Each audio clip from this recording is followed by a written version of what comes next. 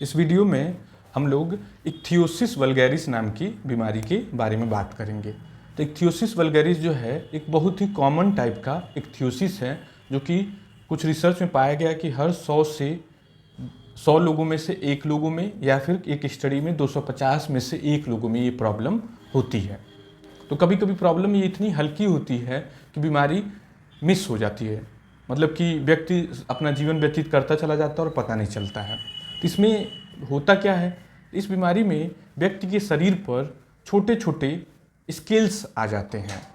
जैसे व्यक्ति के हाथ पर स्केल्स आ सकते हैं, या फिर जो पैर है उसका जो आगे वाला हिस्सा है जिसको बोला जाता है एक्सटेंसर एस्पेक्ट, वहाँ पर छोटे छोटे ड्राई स्केल्स पैदा हो जाते हैं। तो इन स्केल्स का कलर सफ़ेद रंग का हो सकता है और ग्रे कलर के हो सकते हैं, भूरे कलर के, कभी कभी डार्क ब्लैक भी कलर होता है। तो इसका जो क्लिनिकल फाइंडिंग है वो थोड़ा वेरी कर सकता है, क्योंकि इसका जब जेनेटिक्स हम लोग स्टडी करते हैं तो ऑटोसोमल सेमी डोमिनेंट टाइप का इसका इनहेरिटेंस होता है। तो उसमें देखा गया कि यदि व्यक्ति के दोनों जीन इन्वॉल्व हैं तो बीमारी तेज़ तीव्रता की होगी, और यदि एक जीन इन्वॉल्व है तो बीमारी हल्की स्पेक्ट्रम में होगी। तो कभी कभी कुछ मरीजों में बिल्कुल मछली जैसी स्केल्स भी देखने को मिल जाते हैं, मतलब ऐसा लगेगा मछली का छिलका चमड़ी पे चिपका हुआ है। तो इसमें ये ध्यान देना है कि हाथ के बाहरी हिस्से में और पैर के आगे वाले हिस्से में अधिकांश में देखने को मिलता है। कुछ मरीजों में शरीर में देखने को मिल सकता है, पेट पे, विशेष करके निचले पेट के हिस्से पे, या फिर पीठ के हिस्से पर भी देखने को मिलता है। और सीवियर फॉर्म में कभी कभी ये आगे भी देखने को मिल सकता है हाथ के, और पैर के पिछले हिस्से में भी, मतलब कि बाकी जगहों को भी इन्वॉल्व कर सकता है, गर्दन को भी इन्वॉल्व कर सकता है, साइड ऑफ फेस को भी कभी कभी इन्वॉल्व कर सकता है सीवियर फॉर्म में। लेकिन एक जो कॉमन फीचर पाया जाता है कि जो फोल्ड्स होते हैं, ज्वाइंट वाले जो फोल्ड्स हैं, जैसे हाथ का फोल्ड है जिसे एंटीक्युबाइटल फोसा बोला जाता है, एक्सिलरी फोल्ड है, पीछे जो घुटने का ज्वाइंट है उसका जो पीछे का जिसे पॉप्लिटियल फोसा बोला जाता है, वहाँ पर ये स्केल्स देखने को नहीं मिलते हैं।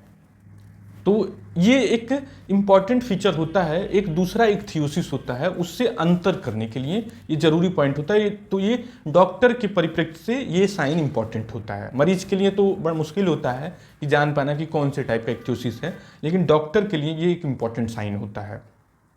तो व्यक्ति को और क्या परेशानी हो सकती है, तो व्यक्ति को खुजली की दिक्कत हो सकती है। ड्राई स्किन खुजली को प्रेसिपिटेट कर सकता है, और ये देखा गया है कि ये जो परेशानी होती है शुरुआती कुछ महीनों में ही देखने को मिल जाती है, और पीक पे पहुंचती है जब बच्चा 4, 5, 6 साल का होता है, तब ये परेशानी अधिकांश बच्चों में पीक पे पहुंचती है। दूसरी चीज़ इसके साथ ये है कि जैसे जैसे उम्र बढ़ती है, विशेष करके जो प्यूबर्टी का टाइम है या एडोलेसेंस का टाइम है, तो उसके बाद उम्र बढ़ने पे बीमारी कम होने का इसके चांस होता है। नेक्स्ट इंपॉर्टेंट थिंग ये है कि ठंडी के समय, विंटर्स में ये प्रॉब्लम बहुत ज़्यादा बढ़ जाती है। समर्स में या ह्यूमिड इन्वायरमेंट में, नमी वाले मौसम में, ये बीमारी परेशानी अपने आप कम हो जाती है, या कभी कभी बिल्कुल ख़त्म हो जाती है कि पता ही नहीं चलेगा कि बच्चे को कोई परेशानी है भी इस तरह की।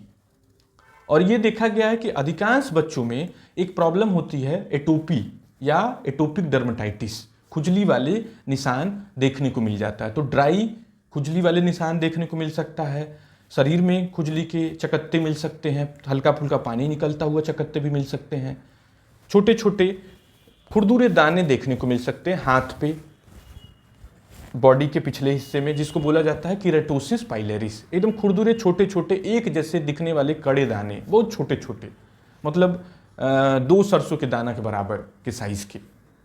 इसके अलावा जो दूसरे एटोपी के साइंस हैं वो भी इन बच्चों में ज़्यादा देखने को मिलता है, जैसे कि बार बार सर्दी जुकाम खांसी लग जाना, थोड़ा भी मौसम चेंज हुआ तो बच्चों को परेशानी हो जाना। इसी तरह से सांस की दिक्कत भी कुछ बच्चों में देखी जाती है, जिसको बोला जाता है अस्थमा। तो अस्थमा की भी दिक्कत हो सकती है इन बच्चों में। इसी तरह से एलर्जिक, आँख में भी एलर्जिक कंजक्टिवाइटिस की प्रॉब्लम हो सकती है इन बच्चों में। तो ये सब कॉमन सिम्टम्स हैं। कुछ रेयर सिम्टम्स और भी देखे गए हैं, लेकिन ये सब कॉमन सिम्टम्स हैं। इसके अलावा हथेली और तलवे की जो स्किन होती है, लाइनिंग है, वो बड़ी प्रोमिनेंट हो जाती है। जैसे बहुत पास पास और मल्टीपल लाइंस देखने को मिलेंगी, जिसको हाइपर लीनियर पाम बोला जाता है। तो ये भी एक इम्पॉर्टेंट साइन होता है। नेक्स्ट पार्ट आता है कि इसका डायग्नोसिस कैसे हो। तो इसका डायग्नोसिस डॉक्टर के लिए बहुत मुश्किल नहीं होता है। मैक्सिमम केसेस में क्लिनिकल डायग्नोसिस होता है, डॉक्टर एग्जामिन करता है बच्चे को ऊपर से नीचे और उसी से अपना डायग्नोसिस बना लेता है।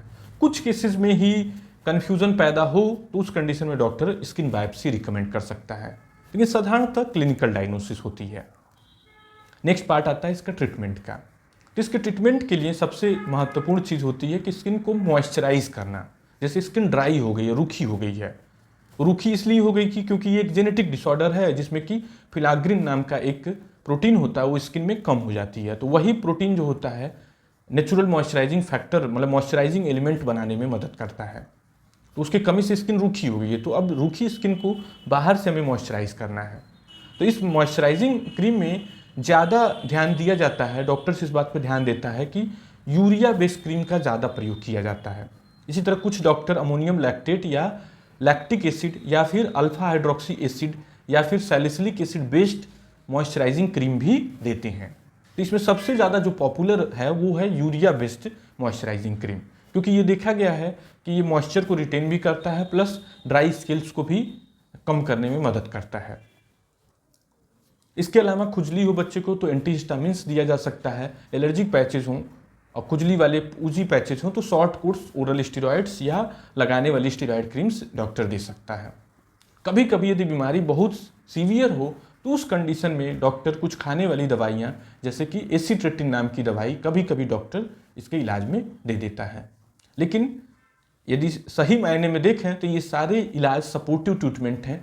कोई भी ट्रीटमेंट जड़ से इस बीमारी को नहीं खत्म करता है, क्योंकि ये एक आनुवांशिक जेनेटिक बीमारी है। तो जेनेटिक बीमारियों का क्योर अभी 1-2 ही बीमारियां 3 बीमारियों का आ पाया है, अधिकांश बीमारियों का अभी क्योर नहीं है। तो ये भी एक ऐसी जेनेटिक बीमारी है जिसका अभी क्योर नहीं आ पाया है। कुछ दवाइयां हैं जो कि फ्यूचर में इमर्जिंग थेरेपी के तौर पर इमर्ज हो रही हैं, लेकिन अभी के समय में इसका सिम्टोमेटिक मैनेजमेंट ही है। तो यदि प्रॉपरली मॉइस्चराइजिंग क्रीम का उपयोग किया जाए तो इसके कॉम्प्लिकेशन से बचा जा सकता है, और जो डिस्कम्फर्ट और देखने में जो ख़राब एलिमेंट है तो उसको भी कम किया जा सकता है। तो आप अपने डॉक्टर से मिलके इसका अच्छा ट्रीटमेंट ले सकते हैं। Thank you.